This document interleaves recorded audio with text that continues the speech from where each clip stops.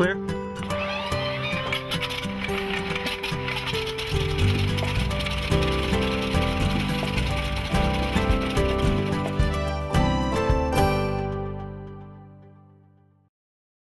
I lived about 1.5 miles from a small airport, and I started going to the airport and taking my dog with me and got to know the people at the airport and just got hooked. Because I was just 16 and I got to fly all different times of the year. We had snow where I was from in the winter and it was just beautiful. I waxed airplanes, washed airplanes for my flying lessons, and I soloed in 4.5 hours.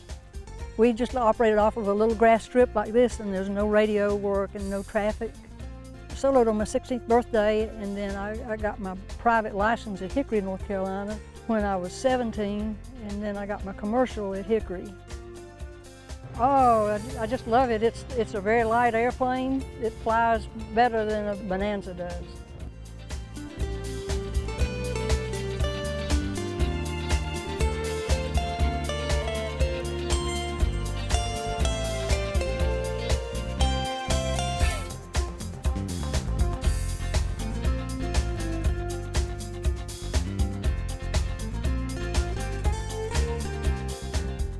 Visibility is much, much better in the T-34 than the Cub, and then it's lighter than the Bonanza. It's a lighter airplane and the controls are much lighter to operate. It cruises almost 200 miles an hour, but yet I can come in on final about 60, 65 miles an hour, so it's a very, very nice airplane.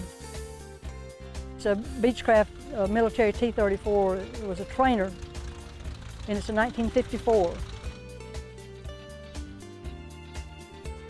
The freedom to get up and fly and concentrate on your flying and your airplane and the beauty and being able to see like the town you lived in, see it from a different view.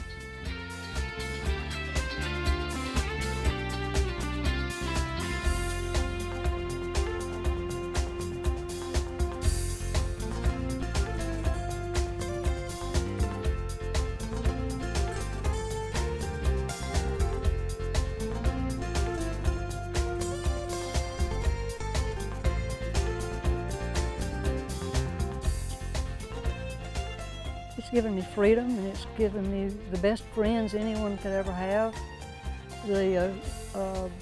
Coming over here to this airport is just heaven. Just to come over and spend the day with all our airplane friends and compare our airplane stories and compare the airplanes we fly and the experiences that we have had with the airplanes.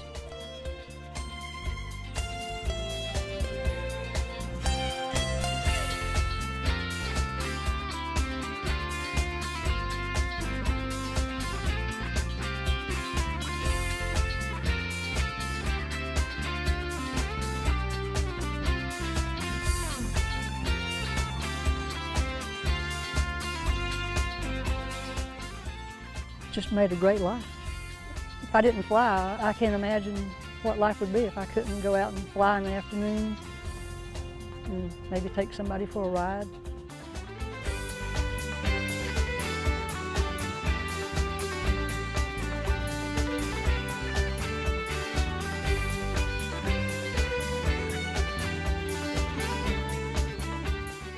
It is a big deal. And I take a lot of young kids for their first ride, and that's always a big deal.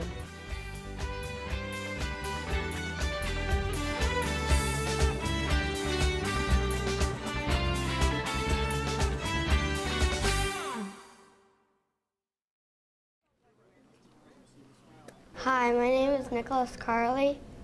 I really like to go flying with my dad. Made of a wood called spruce, which is very light and very strong. And then the wing is covered with fabric, so you can feel the wood up front here, okay, where it needs strength. But also back here is fabric, and that's nice and light, but also nice and strong. I'd like to be a pilot someday myself too. The airplane is controlled. For example, the air comes over like this. My favorite thing about flying is going over my house and waving to my brothers. The airplane to pitch up. I move that up and down. See how that works? Okay, and what happens is the air comes over here, and when it hits the up elevator, it pushes the tail down.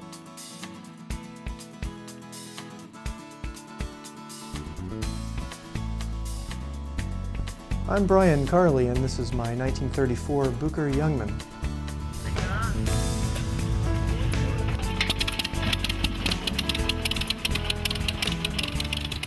The airplane was originally built as a German Luftwaffe trainer during World War II.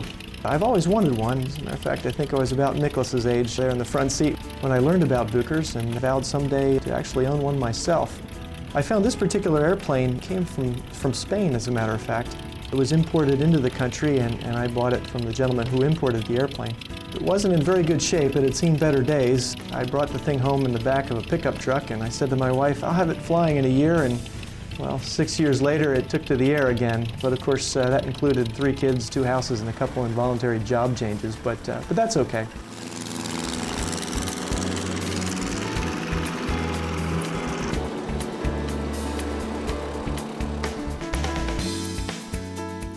It is my favorite airplane. It's known for its handling qualities. It's a very finger-light airplane, very light on the controls, very aerobatic, and very honest and straightforward. It was originally designed as a trainer, so it's relatively easy to fly, and like I said, it's just my favorite. I've always wanted one. The airplane has very graceful lines. It has 11 degrees of sweep back on the wings, which really gives it a good profile in the air. The airplane is very light also. It only weighs 870 pounds empty. One of the changes I did make is it has a modern engine in it. It's kind of hard to get parts for the original inline 4-cylinder engine, so I modified it to take a modern engine, which also has more power, and consequently it has more performance as well.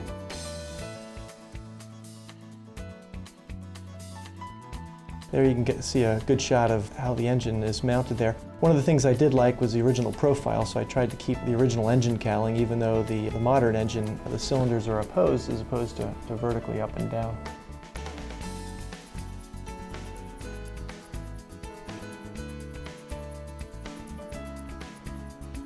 Now, the Bucker Jungmann was actually the aerobatic airplane in the 1930s. As a matter of fact, if you remember, in 1936, in the Olympics, they actually had an aerobatic competition. It was the first and I believe the only time that they had aerobatics in the Olympics.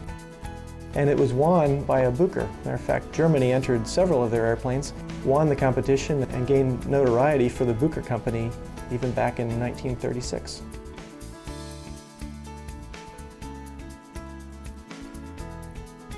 A lot of times when I'm up there flying around, I think, boy, this is really neat. This is what it was like to fly back in 1934.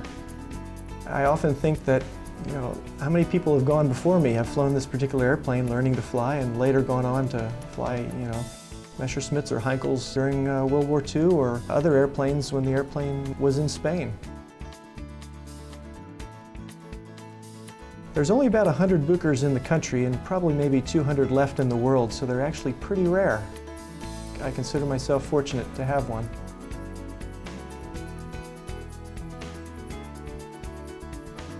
And here we are at one of my favorite parts of the flight is the landing. The airplane has a real nice long soft gear and just gives you a rewarding feeling when it touches down like that.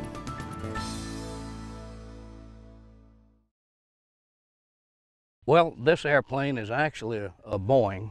They call it a Stearman because it's based on Lloyd Stearman's design, but this airplane actually came off the Boeing assembly line in 1944, and its job was to train military pilots in World War II. This airplane originally was a PT-13D, and it went to the Army and the Navy. This one happened to go to the Army Air Corps in Goodfellow Field and then Randolph. And then later on, after the war was over, it became a sprayer and the engine was changed. And once the engine was changed, it made it a PT-17, which is what most of the Stearmans were in that time. But it carries the name Stearman because of the original design, but it's actually a Boeing. Even those who have been in other airplanes, they think it's a thrill, they think it's something that they've never experienced before. And I've never seen anybody come down without a smile on their face. Well, I guess you could say that I started my love affair with Stearmans from early childhood. My dad was a civilian pilot training instructor in World War II at the beginning of the war, in Lafayette, Louisiana. As a matter of fact, he was the flight commander. And they were using PT-19s at that time, which is a little different airplane from this Stearman. He thought he was going overseas if he accepted a commission in the Army Air Corps, and he did.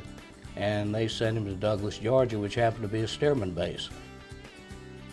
He always laughed that he was doing the same thing for half the money after that.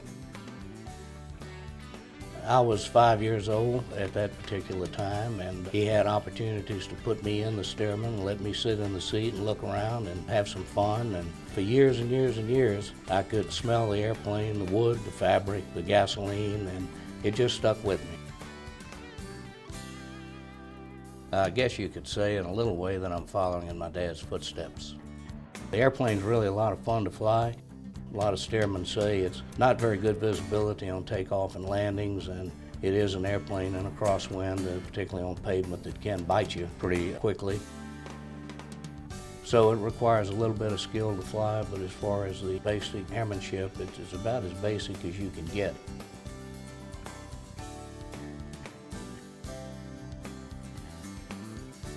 It's got a romance to it. Folks love it. I love it. And laugh about it because it burns a lot of gas, makes a lot of noise, and doesn't go very fast. But I highly recommend anybody that wants to ride in a beautiful airplane on a nice day that please pick the Stearman to do so. And some of these shots of this aircraft are just absolutely gorgeous. It was a beautiful day that day, and really great to be in the air.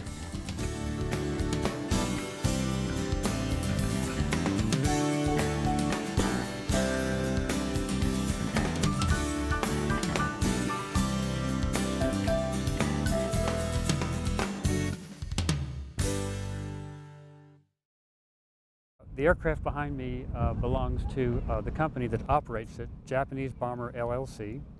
It's a 1943 SNJ-4 built for the U.S. Navy that served in the Navy during World War II as an advanced trainer. After the war, it was surplused, and it was crashed in Brown Field in San Diego in 1963. And it sat as a derelict aircraft for several years until about 1967, when 20th Century Fox began the pre-production work on Tora. And because this aircraft was severely damaged, the decision was made that this was a perfect candidate to manufacture it into a replica Nakajima B-5N Japanese Kate torpedo bomber for the motion picture production. And so 20th Century Fox built a number of these aircraft just like this for the motion picture, both replica Nakajimas, torpedo bombers and high altitude bombers, Vals, which are dive bombers, and Japanese Zeros. The Zeros and the Kate were both made from SNJs or AT-6s, American aircraft, and the Vals were built from a BT-13, also American aircraft. So none of the aircraft in the motion picture, Tora, that portray Japanese airplanes are really Japanese airplanes. I began flying at 14. Instead of going to the Air Force, which was always my lifelong ambition, I went to law school. Quickly as I graduated law school, I promptly got my private certificate, commercial instrument multi-engine flight instructor, and so on and so forth. So this is what I love to do. Aviation law is my business, aviation law is my work, but flying is my passion. This is myself and Keith Wood at Rome, Georgia. Keith is in the Dauntless, the Navy airplane. I'm in the Kate, which is the Japanese airplane. And this is going to be a formation flight that took place after the air show is over in Rome, Georgia. I'm going to look back at Keith to see if he's ready. See, I'm looking back at him, and there's my head nod. That means we're going to go. So that means bring the power up and stay with me. So I'm going up to 36 inches of manifold pressure and 2250 RPM. Airspeed's 30, 40, 50. Now up comes the tail. That means I can now see the runway. Before then I couldn't see the runway in front of me. I've got the runway. Keith is on my right wing, and I'm focused on taking off. Okay, we're going to rotate at 80 knots or thereabouts.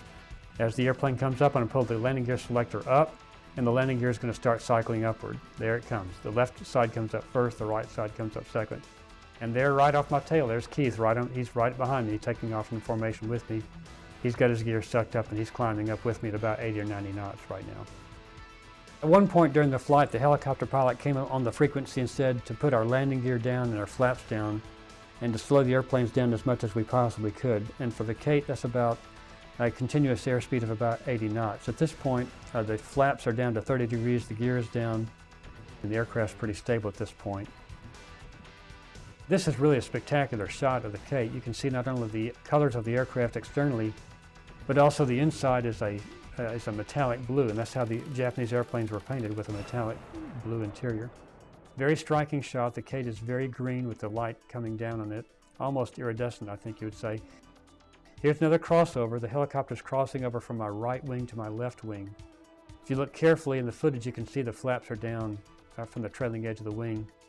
And now the colors of the Kate change. It goes from a lighter green to a very, very dark, almost emerald green fuselage. Okay, so the helicopter pilot calls for a breakaway for an abrupt turn to the right. There's the breakaway. An abrupt turn to the right with a descending turn. This Dauntless was the SBD-5. It was the last of the Dauntless series, a very, very formidable airplane used by the U.S. Navy in World War II. The Dauntless was built by Douglas Aircraft Corporation in California, although the aircraft had its origins with Jack Northrop.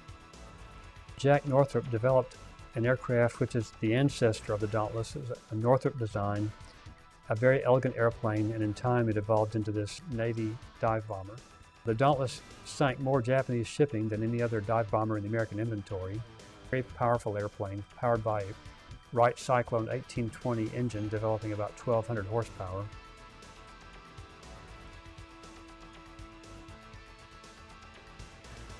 Top end for the Dauntless, maybe 250 miles an hour, maybe a bit over that, but a very, very long range, has a large gas quantity.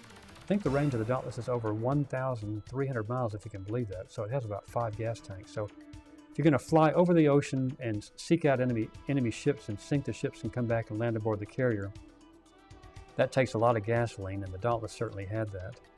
Very rugged airframe, could carry a 1,000-pound bomb under the fuselage and other bombs on the wing racks.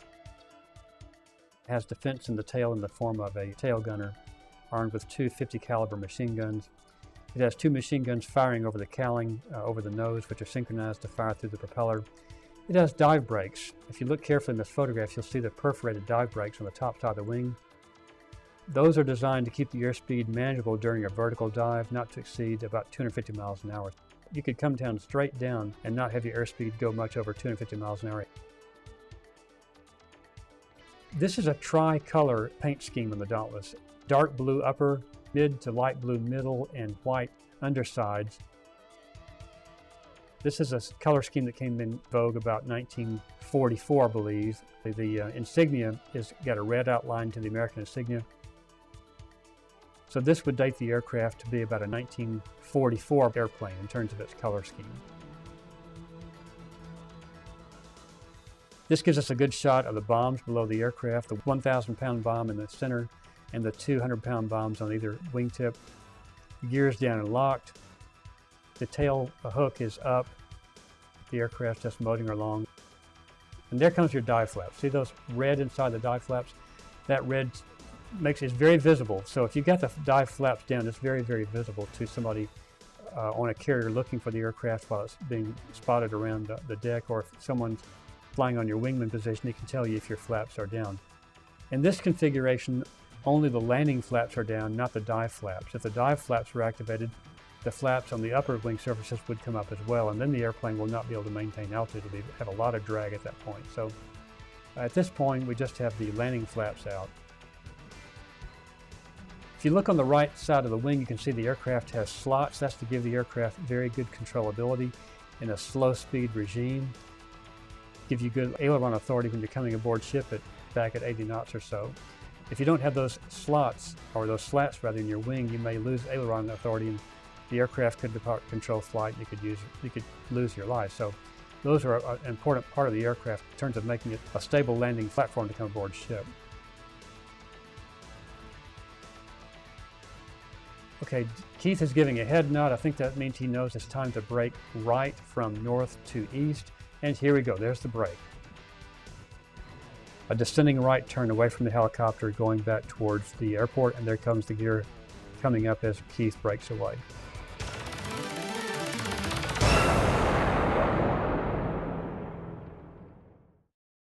My dad was very friendly with an instructor back in the early 30s, And that's when I started flying at 12 years old. But anyway, I eventually got my license and started flying commercially, and went to work for Delta. Because I was a airport bum kid, you know, riding a bicycle out there on Saturdays, and had a friend that had a very exclusive type of aircraft called a stagger wing. And when he came in, I was always there. We had a dirt field or a grass field, and I'd always be wiping and washing the bottom of the wing, and I'd get a pattern from him every time he was leaving. So that was something I wanted to do all the time. I mean, I don't remember when I first even thought about wanting to fly, except when the weather was real bad and I got hung up in it and I wanted down. But that was about the only, especially in the Stearman. You don't fly instruments in a Stearman.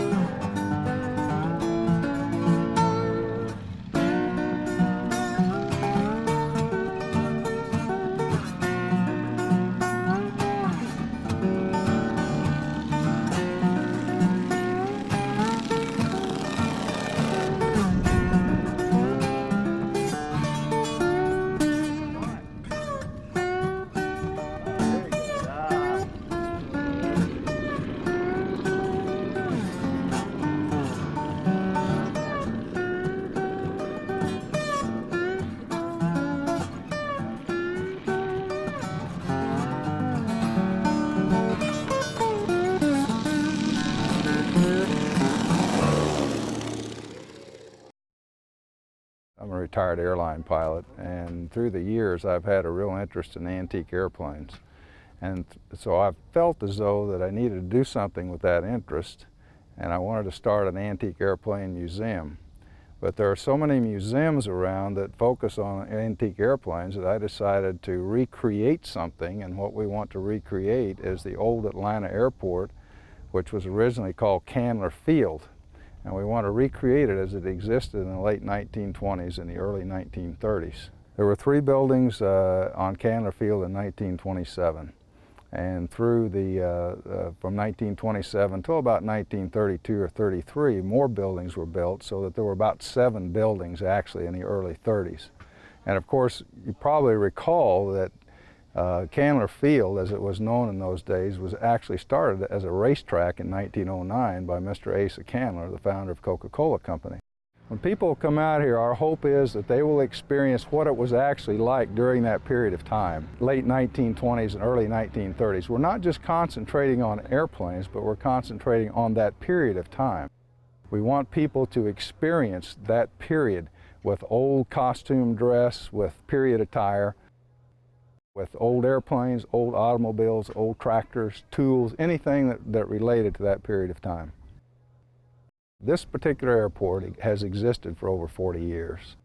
And this airport has been here so long, it's always been an antique haven for antique lovers, airplane lovers, and I thought, you know, this is ideal because I really don't have to do that much to it.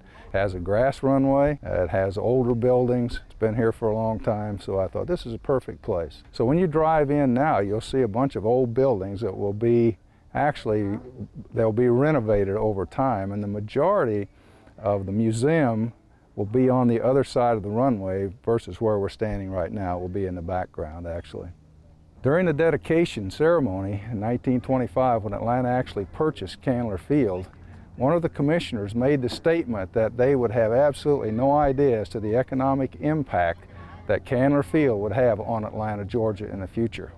And I think that definitely is an understatement. If we look back at 1925 and we look at 2007 today, we go out to the airport and we look at all the flights that are coming in and out of Atlanta, Atlanta being probably the hub of all air activity in the world. The blue and yellow aircraft behind me was made in 1931, and it is a Stearman Cloudboy, it's called. And this particular airplane was designed to be a military trainer. And of course, it was just at the time of the Depression and so forth, so there are only 10 of those airplanes made.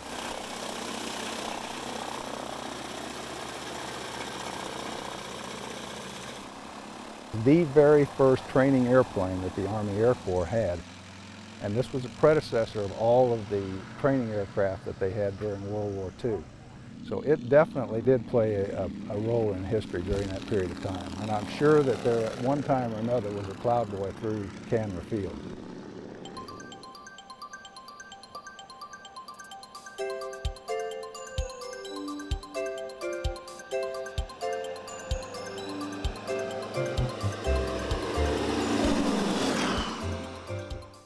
This airplane is an example of a Model 6 Cloudboy Stearman. You'll notice that it has a square tail, so it was called a square tail Stearman. Modern day Stearmans have a rounded tail. Square tail Stearmans were the Model 3, Model 4, and Model 6. You'll notice that the airplane has 4 ailerons, which gives it excellent responsiveness. The modern day successors of this airplane, the PT model Stearmans, only have 2 ailerons. The airplane military designation was a YPT-9. Bill Hammond is flying the airplane today while I am flying the Waco.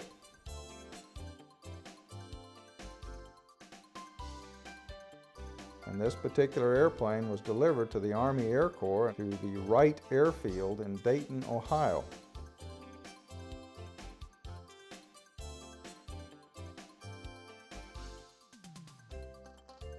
The airplane has a Lycoming 225 engine.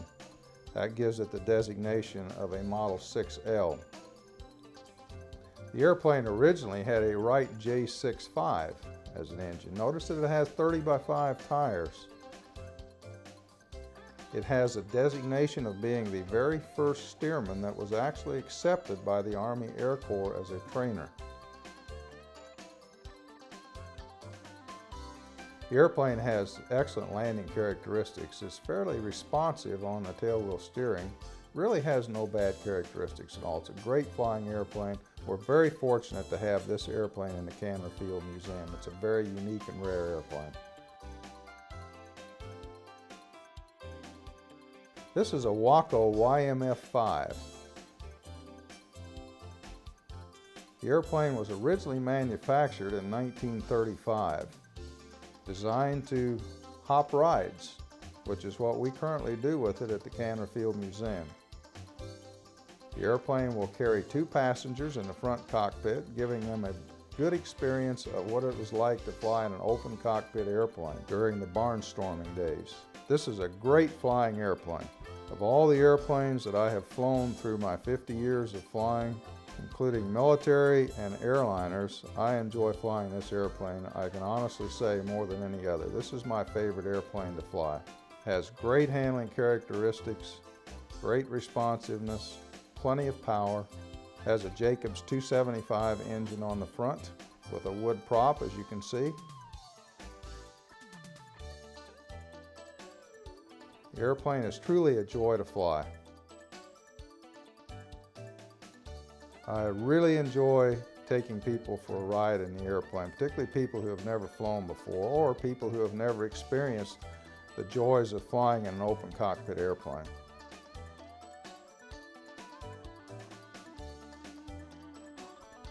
There is simply nothing like flying on a beautiful summer day,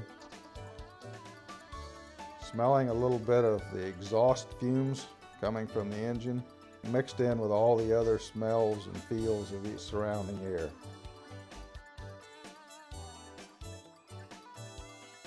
The airplane is actually outfitted for instrument flight with all sorts of instrumentation and lighting and so forth. But had I had the airplane manufactured for my own use, I would have had it very simple. Only the necessary instrumentation to fly on a VFR day, because that's what we really enjoyed doing with the airplane. Going out early in the morning or late in the evening when the air is nice and smooth, flying at 500 to 1,000 feet or so, and just really looking at the countryside and having an enjoyable time. It's a great way to relax, a great way to unwind. What a stress reliever it is for me to go out in an open cockpit airplane on a beautiful summer day and fly around for 30 minutes to an hour. An experience that just simply cannot be duplicated anyplace else.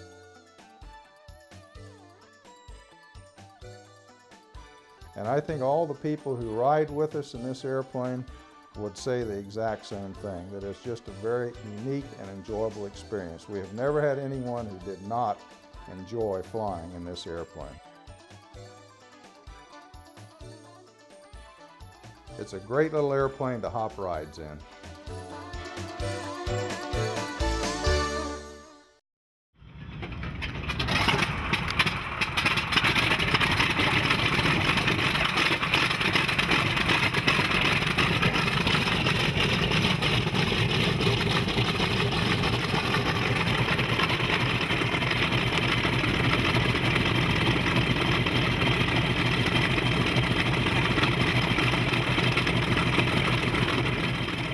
Hi, my name is Jim Terry, and this is my 1944 B-25, the Pacific Prowler.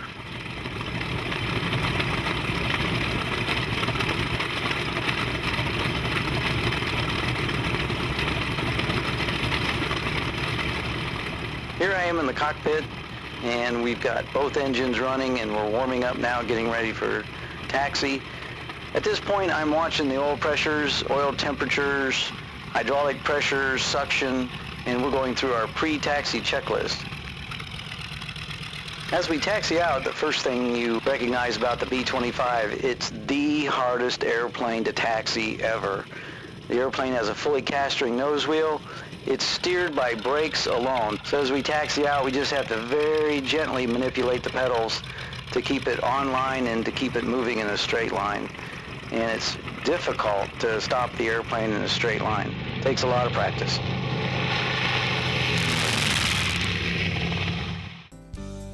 All right, we taxi onto the runway, we line up on the numbers, we get to go, we bring it up to 30 inches of manifold pressure, 2,600 RPMs, we release brakes, we run it up to 44 inches, and away we go. We're pinned back in the seat at this point.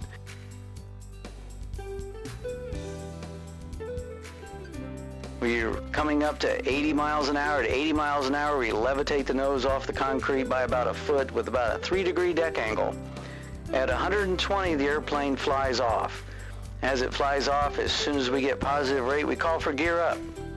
As the gear is in transit, it takes about 6 seconds. The airplane passes through 145 miles an hour. We set our power setting at this point at METO, which is our maximum extended time power setting, which is 40 inches of manifold pressure and 2,400 RPM. We do our climb out to 160 miles an hour. As soon as we reach 160, I call for flaps up, set climb, and climb is 30 inches of manifold pressure and 2,000 RPM. We let the speed build to 170, and up we go to our planned altitude, in this case 2,500 feet. I call for cruise settings on the engine. We bring them back to cruise power, which is about 28 inches of manifold pressure and 1,700 RPM. And we set the cowl flaps, and we let her calm on down to about 120 gallons an hour. On our takeoff roll, we're using about 180 gallons an hour, and now we're all the way down to an economy 120, which gives us about a 220 mile an hour cruise. First thing we notice is it's a beautiful day.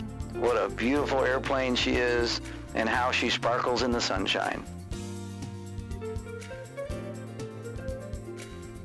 Everybody in the back now is out of their seat belts, and they're crawling all over the plane, going to all the different combat positions, checking out the glass nose all the way back to the tail.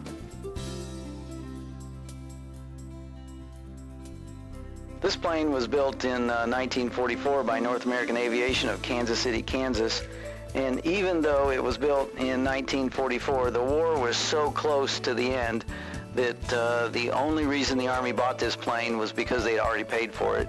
And she was one of the last 50 off the assembly line before the assembly lines were shut down. And she became the very first VIP transport for the Air Force. And she was designated a VB-25. She went to a wing commander, and all the wing commanders in those days had their own personal B-25s. They were all highly polished and highly maintained, and she traveled all over the country. And she retired after someone forgot to put the landing gear down and landed her gear up at Norton Air Force Base, California. She was sold for scrap for $875. And this airplane has participated in the filming of over 80 feature films, including Fly the Phoenix, Memphis Belle, Catch-22, Around the World in 80 Days, and many others. In '03, that's where we came in. We saw the airplane was in distress. The owner had 30 days to get rid of it. The city had condemned the hangar that she was in. And we went down and pushed open the rusting hangar doors, and through the broken skylights and the bird's nest hanging down was this ghost of a B-25, and it was love at first sight. And here's the Prowler on final approach coming back into Rome after our short trip. We generally shoot a 3-degree angle. It's a declining speed approach starting at 160, and it does about 120 over the approach lights. We come over the numbers at about 110, and she actually touches down at about 90. As you can see here, we've got the mains on the runway. We're holding the nose in the air to use the nose as aerodynamic braking. As the airplane slows, we actually land the nose at the same care that we land the mains. We hold it about 6 inches off the surface. And as the speed bleeds off and we lose effectiveness over the elevators, the nose settles to the ground, and we let the airplane roll out. It took 19 of us working on the airplane for about 9 months to get the airplane flying and serviceable again. And during that time, we realized that we are losing our World War II vets at the rate of about 1,000 to 1,500 a day. And we only have a very limited time to get the airplane back to the men that flew her. And that's our mission. Take the airplane to as many air shows as we can in the summertime. We ask the veterans that flew these planes to come and see her, hear it, touch it, smell it one more time. And we also ask them to sign the inside of the bomb bay doors with their names and their ranks and their unit numbers. And we preserve those signatures, and we want the airplane to be a living memorial to them in appreciation of all they did for us all those years ago. And that's really the mission of the B-25. And that's where we are today, and that's why we're here.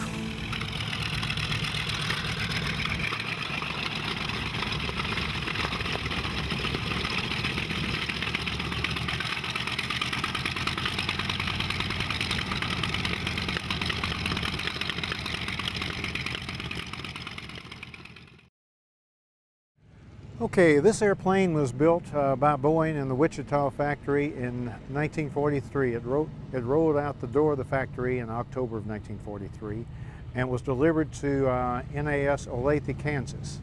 From Olathe, Kansas, it served as a trainer, and then it went to another place in Kansas. It finally ended up in Memphis, Tennessee. It had about 1,000 hours of service in the Navy. The Stearman, as we see it today, was rolled out the door in 1936, and they produced them up through, I believe, August of 1947.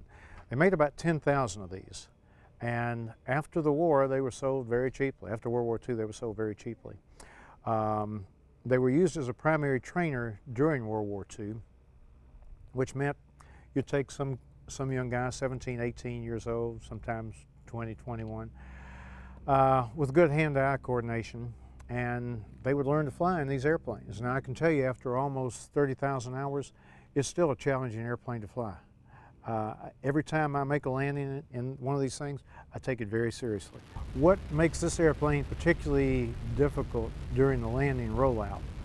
The fact you've got a real narrow landing gear and a high center of gravity, you can see with the biplane as opposed to the monoplane construction. So you've got a short coupled airplane on a narrow landing gear and a high center of gravity. And it just wants to go for the elephant grass. It really does. You have to have very happy feet on the landing rollout.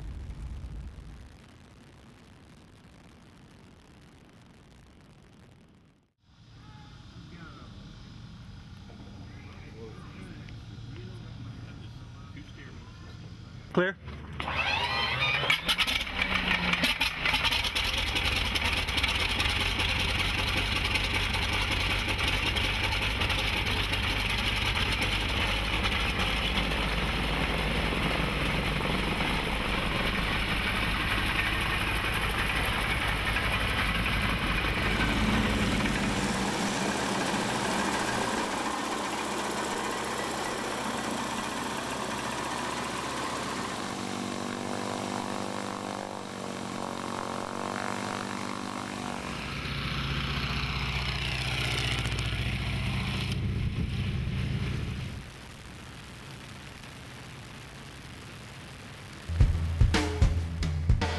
We are rolling down the runway and the airplane is just lifted off.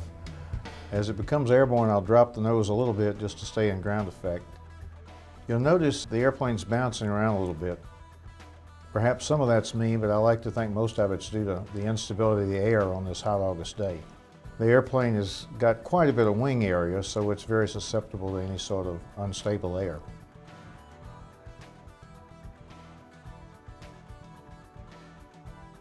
I banked a little bit away from the runway to get around some of the trees because there's rather lackluster performance that this airplane has on a hot day.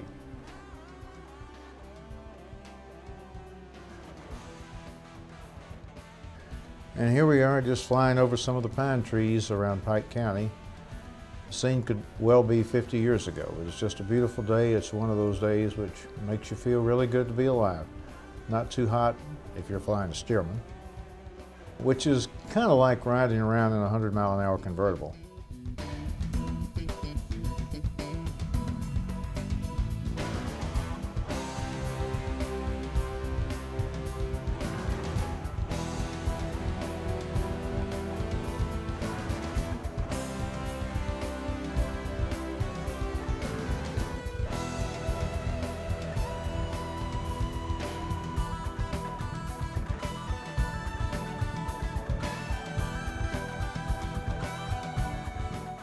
So I'm coming up on the other two airplanes.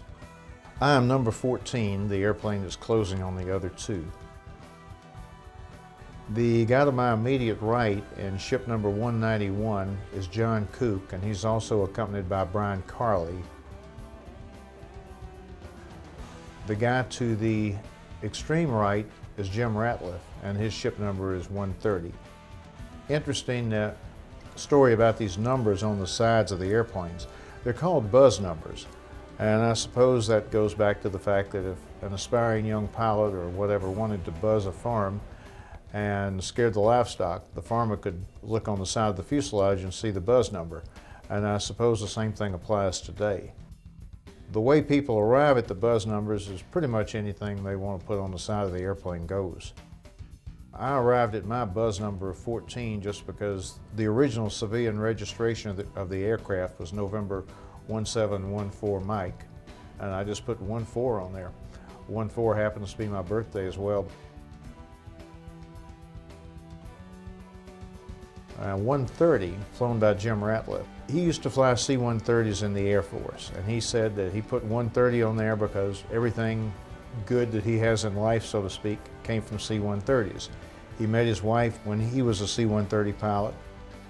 He got a job with Delta because he was a C-130 pilot, and he still has a warm spot in his heart for C-130s. Jim is a guy that's been flying basically all his life. He flew in college, he flew C-130s in the Air Force, flew 30-something years as a captain for Delta Airlines, and continues to fly corporate jets in addition to having his Stearman. Now we've kind of joined up in a right echelon formation. Number 14, my airplane, is still in the lead. You might wonder why my buzz number is painted in white and the other two are yellow. That goes back to about a 1956 model airplane magazine that had a picture of a Stearman on the front cover with white buzz numbers. And I always thought that was intriguing, so my buzz numbers have always been white. You might notice that the three airplanes are not exactly in the same position all the time. First of all, flying an airplane like this in formation is somewhat more difficult because you've got such a huge wing area and you've got a relatively underpowered airplane as opposed to a jet, so you have a lot less margin at each end of the throttle to correct for it. But we're bouncing around basically because the air is so unstable today. As I say, it's a hot August day and you're subject to wind current, you're subject to thermals, the whole 9 yards.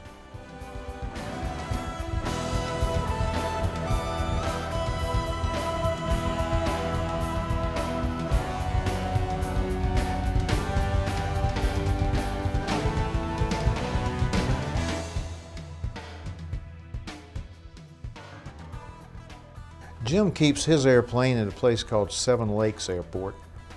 which is basically to the northeast of Peach State. John Kook keeps his airplane at Peach State, and of course I keep mine at Peach State as well. There are at least 2 Stearmans resident at Peach State on any given day.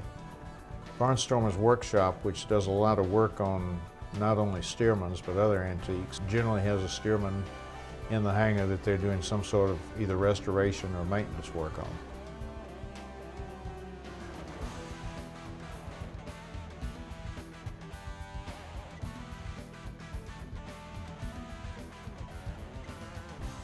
Okay, here we have John coming up on my airplane number 14, soon to be joined by Jim number 130 coming up on the 3 of us. And this looks like a pretty good right echelon formation.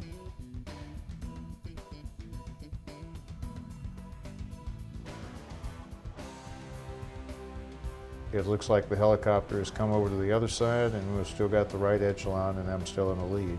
This is a pretty good formation, relatively speaking. And we're still over the same South Georgia countryside. A lot of people have remarked that this countryside looks a lot like Kentucky. It's quite pretty and it lends itself to horse raising. There's some pretty horse farms around there. Here's a pretty good picture of Jim Ratliff in 130. And now we're back in formation over the reservoir that supplies the water to the city of Griffin. There's a picture of John Kook in number 191 with Brian Carley in the front cockpit. You'll notice the difference in the engines on these airplanes. 191 has a Lycoming R680, which is a radial engine of 680 cubic inches. It also has 9 cylinders.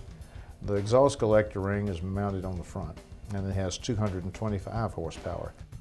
The Stearmans were originally designed to be used with this engine, but the engine was such a popular one that Lycoming couldn't keep up the production, so they called upon Continental to furnish some similar engines, which are called R670s.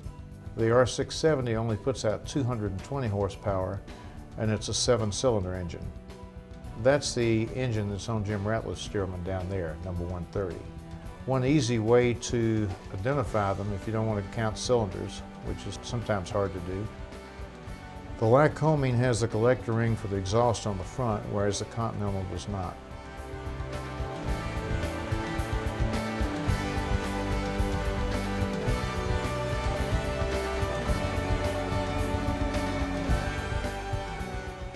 The Stearman has a 46-gallon fuel tank, and if one is judicious in the consumption of fuel, as in across country, you can winnow it down to about a 13-gallon per hour consumption, give or take. If you're doing aerobatics or something that requires a little bit more power from the engine, it'll burn about 15 gallons an hour. My personal contention is on a cross-country flight, I'm ready to stop flying at 2 hours and 30 minutes. In 2 hours and 30 minutes, a lot of it depends upon the wind, but you're going to be indicating a speed of about 90 miles an hour. That would be 1.5 miles a minute. Our range would be about 200 miles.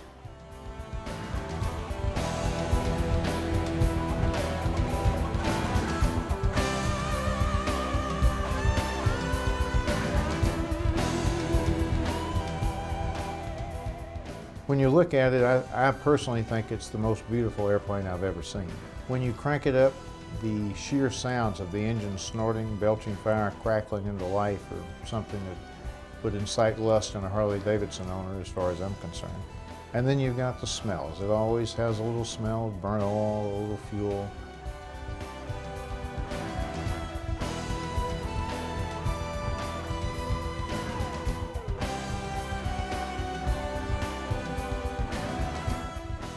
Here we are on the landing roll. I've slipped to get in over the trees, and this is going to be a full stall landing.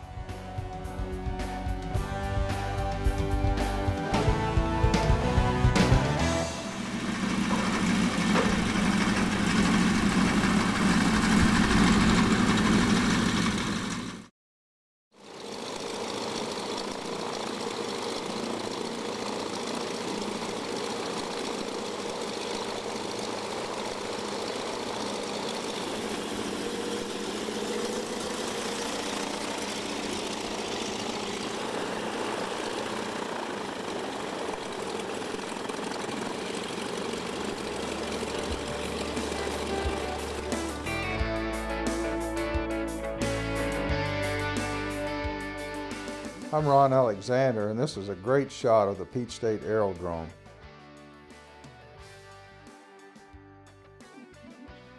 What an outstanding day to fly. I'm going to tell you a few facts about this particular airplane that is owned by Bob Hedgecock, who lives in the Atlanta area. This is a 1929 Stinson Detroiter Junior. Bob actually owns two of the Stinson Detroiter Juniors. He regularly flies this airplane and the other one that he owns to air shows and fly-ins around the country. Bob is a retired Delta pilot, and he regularly comes over to the airstrip with his airplane. He still flies it on a regular basis and enjoys flying it.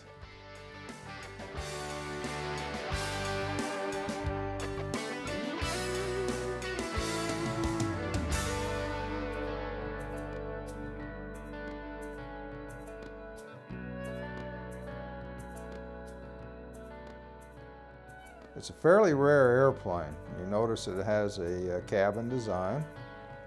Notice the large struts, giving it a lot of strength and support. Notice the 30x5 tires on the airplane. The airplane has mechanical brakes.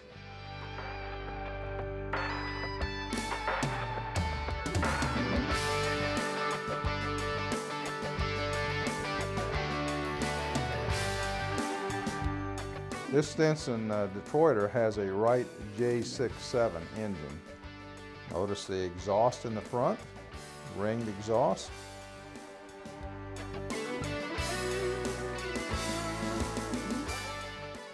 Good shot of the lake in the background at the Peach State Aerodrome.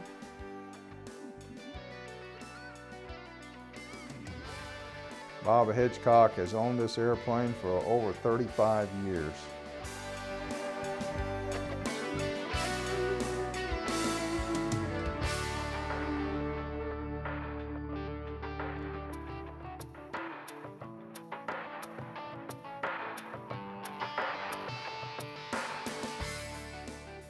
And we're coming in for a touch and go landing. Notice the landing light on the left strut. Very rare. I actually had landing lights back in 1929, believe it or not. Notice how the gear really spreads out, giving a nice smooth landing. And Bob tells me this is a great flying airplane. Notice the lines of the airplane. The airplane carries 4 people total.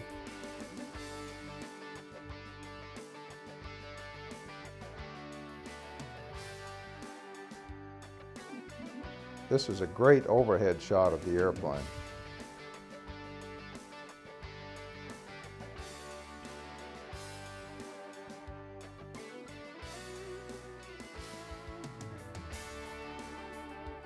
Bob really enjoys flying this airplane. You'll see him in it on just about any pretty day. You'll see him out flying somewhere around, particularly going to air shows. If there's an antique air show anywhere in the eastern part of the United States, Bob Hedgecock will be there with one of his Stinson Detroiter Juniors. Notice how pretty the surrounding area is. We couldn't have had a better day to do this filming.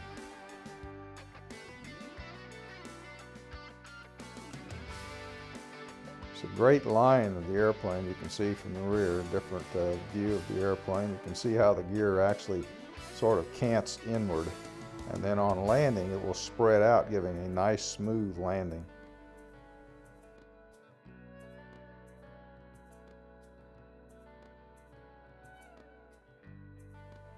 Great old airplane. Notice the pitot tube on the left strut that sticks out about 18 inches or so.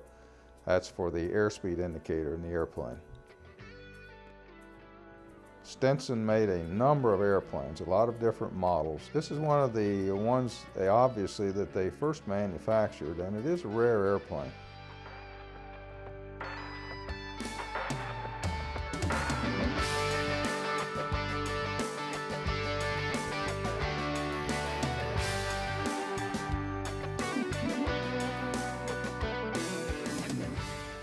And we're coming in for the final landing this time.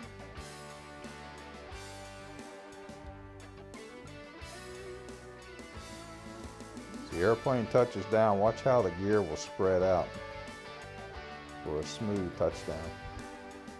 Bob normally 3 points the airplane, as he did.